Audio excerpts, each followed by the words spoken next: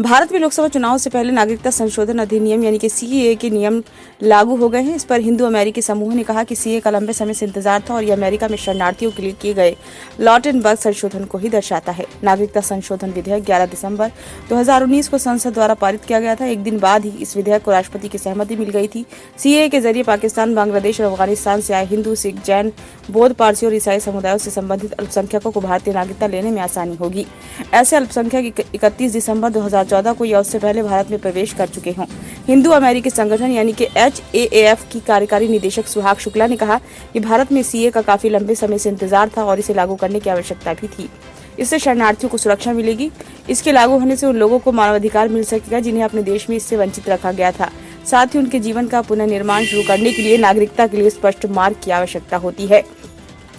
HAAF ने एक बयान जारी कहा कि कभी कभी सीए को लेकर गलत जानकारी दी जाती है। सीए किसी भी भारतीय नागरिक के अधिकारों में बदलाव नहीं करता है और न ही ये सामान्य आवर्जन के लिए जांच स्थापित करता है।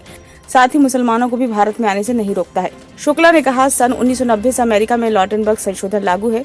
सीए उसी का ही प्रतिबिंब है। उससे इन चुनिंदा देशों के लोगों को रहने के लिए एक जगह मिलती है जहां धार्मिक उत्पीड़न बड़े पैमाने पर होते हैं। उन्होंने आगे कहा, मैं दुनिया के सबसे पुराने और सबसे बड़े धर्मनिरपेक्ष लोकतंत्रों अमेरिका और भारत को उन लोगों की आजादी और नए जीवन के लिए मार्ग प्रशस्त करके आशा की किरण के रूप में देखने पर गर्व महसूस कर रही हूँ, जिन्हें केवल अपने धर्म के कारण मानवाधिकार उल्लंघन का सामना करना पड़ा है।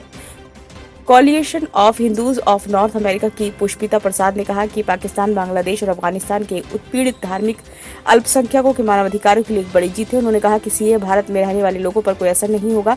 ये पाकिस्तान, बांग्लादेश और अफगानिस्तान में उत्पीड़न का सामना करके आए करीब 31,000 धार्मिक अल्पसंख्यकों को भारतीय नागरिकता देने की प्रक्रिया में तेजी लाएगा। प्रसाद ने कहा, उदाहरण के तौर पर हम देख सकते हैं कि हर साल अकेले पाकिस्तान में अल्पसंख्यक समुदायों की 1000 से अधिक नाबालिग लड़कियों का अपहरण कर लिया जाता है, उनका जबरन धर्मांतरण किया जाता है। पुलिस और न्यायिक अधिकारियों के समर्थन से उनके अपहरणकर्ताओं से शादी कर दी जाती है। नतीजतन छोटे बच्चों के साथ डरे हुए परिवार बुनियादी सुरक्षा के लिए भारत भाग रहे हैं। उन्होंने कहा, कोहना ने 2020 में सीए पर एक शिक्षा और वकालत अभियान चलाया था, जिसमें इस विषय पर फर्जी प्रचार का मुकाबला किया गया था, जिसमें 8 शहरों ने प्रस्ताव पारित किए थे। गलत सूचना के प्रसार को रोकने के लिए हम अमेरिका और कनाडा के निवासियों से खुद को और उनके आसपास के लोगों को शिक्षित करने का आग्रह करते हैं।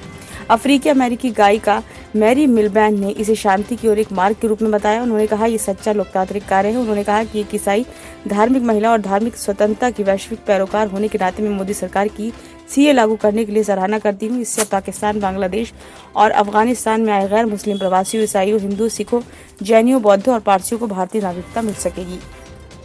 ब्यूरो रिपोर्ट, नई दिल्ली।